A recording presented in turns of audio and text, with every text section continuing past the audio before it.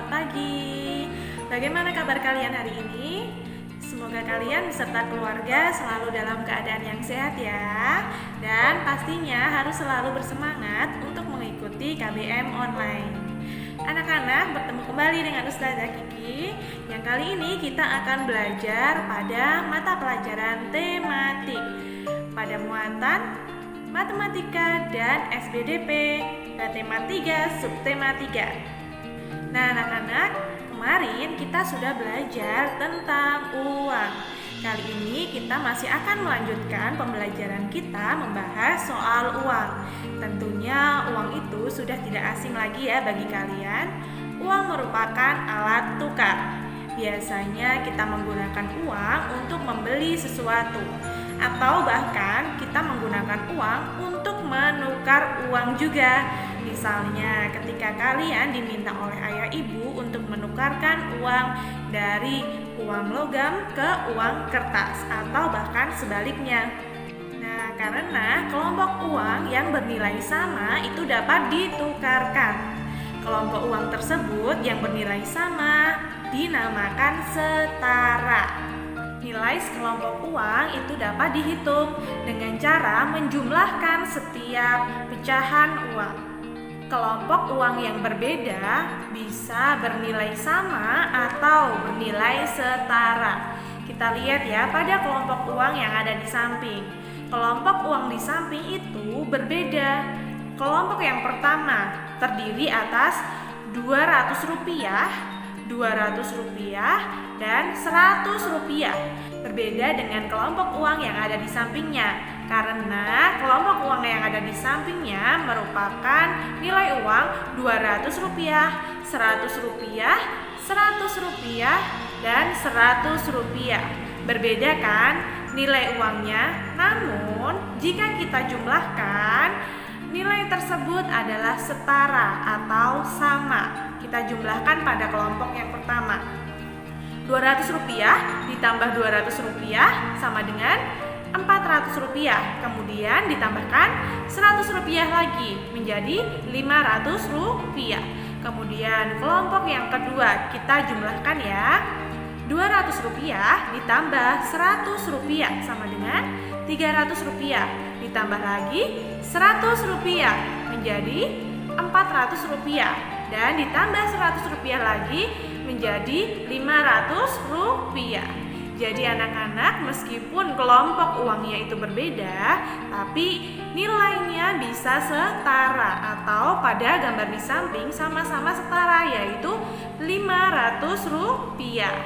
Kemudian kita lihat pada contoh yang kedua.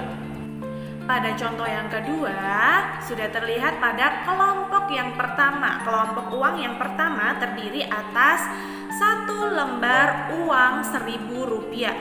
Kemudian kelompok uang yang kedua terdiri atas Rp500 dan Rp500. Sama atau berbeda kelompok uangnya? Ya, berbeda. Namun kita lihat apakah nilai uang tersebut setara? Kita jumlahkan ya bersama-sama. Untuk kelompok yang pertama tidak perlu menjumlahkan karena hanya terdiri dari satu nilai uang yaitu Rp1.000. Kemudian kita lihat pada kelompok uang yang kedua. Pada kelompok uang yang kedua terdiri atas Rp500 dan Rp500, sehingga bisa kita jumlahkan menjadi Rp1.000. Jadi sama antara kelompok yang pertama adalah Rp1.000 dan kelompok yang kedua adalah Rp1.000. Jadi meskipun kelompok uangnya berbeda, namun nilainya sama. Nah, itu anak-anak jika kita mau menukarkan uang. Jadi kalian harus menghitung dulu berapa nilai uang yang kamu bawa. Kemudian kalian juga harus menghitung apakah uang yang ditukarkan itu mempunyai nilai yang sama atau nilai yang setara dengan uang yang kalian tukar tadi. Nah, selain tadi kita menukar uang juga bisa kita gunakan untuk membeli suatu barang. Anak-anak, ketika kalian membeli suatu barang dan ketika kalian membayar, kalian harus membandingkan dulu harganya dengan uang yang kalian bawa. Jangan sampai kalian membeli tapi uangnya tidak cukup.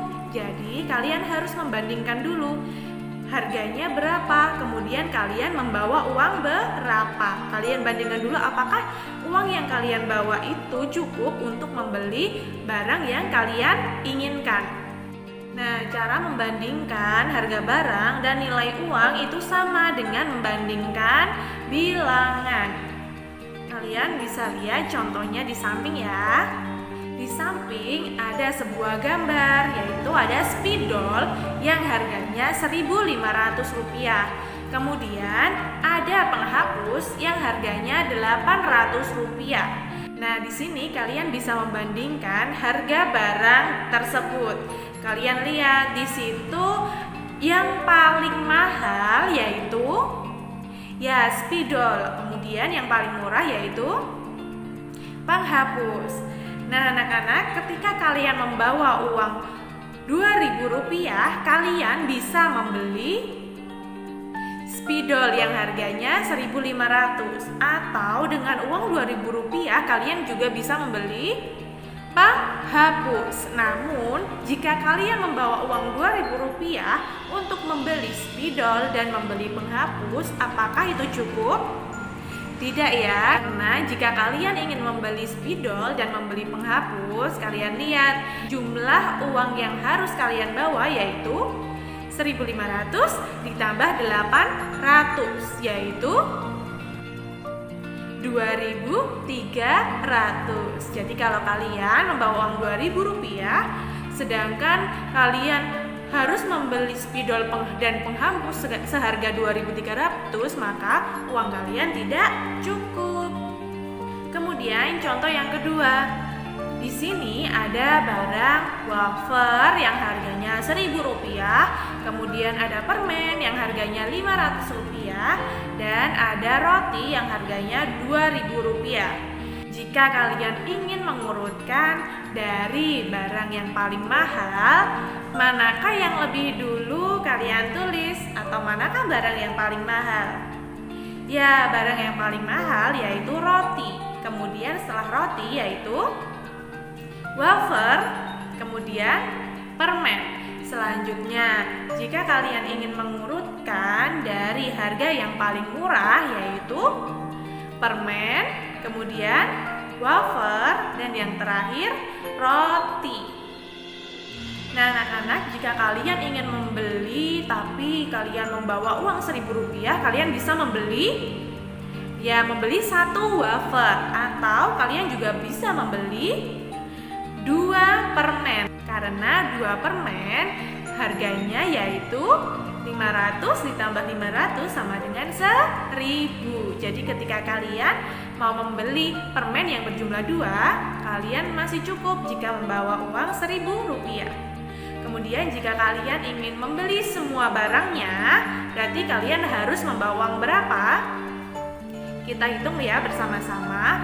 Rp500 ditambah Rp1.000 sama dengan Rp1.500. Kemudian ditambahkan kembali Rp2.000 sama dengan Rp3.500. Jadi jika kalian ingin membeli ketiga barang tersebut, kalian harus membawa uang Rp3.500. Nah, anak-anak, itu untuk pelajaran muatan matematika. Selanjutnya kita belajar pada muatan SPDP ya. Untuk pembelajaran SPDP kali ini, kita akan belajar cara menggambar imajinatif. Nah, tahukah kalian apa itu gambar imajinatif? Gambar imajinatif merupakan sebuah gambar yang digambar berdasarkan imajinasi kita atau khayalan kita. Nah, khayalan merupakan sesuatu yang kita bayangkan, sesuatu yang kita impikan, atau sesuatu yang kita inginkan. Nah, anak-anak, di sini ada langkah-langkah untuk menggambar imajinatif. Yang pertama, bayangkan apa yang kamu inginkan. Misalnya, membayangkan ada sebuah rumah yang ada di bukit, kemudian ada ayam-ayam yang ada di depan rumah. Kemudian yang kedua, mulailah menggambar sketsa di kertas gambar. Kemudian yang ketiga, tebalkan pada garis sketsa yang kalian buat tadi. Dan yang terakhir, yang keempat, warnailah menggunakan spidol atau krayon atau cat air yang kamu punya di rumah. Jadi ada ya seperti contoh di samping, dari mulai sketsa sampai sudah diwarnai. Nah, bagaimana anak-anak? Mudah kan untuk menggambar imajinatif? Jadi pastikan kalian membayangkan dulu ya sesuatu yang kalian inginkan. Kemudian kalian buat sketsanya, ditebalkan garisnya, dan selanjutnya baru kalian warnai. Kalian nanti bisa mencobanya di rumah ya untuk menggambar imajinatif. Nah, anak-anak, sekian dulu untuk pembelajaran tematik pada tema 3, subtema 3. Kita sambung pada pembelajaran minggu depan ya. Jangan lupa tetap melaksanakan sholat 5 waktu, mengaji, dan menambah hafalan. Oke? Sekian dulu dari Ustazah. Assalamualaikum warahmatullahi wabarakatuh.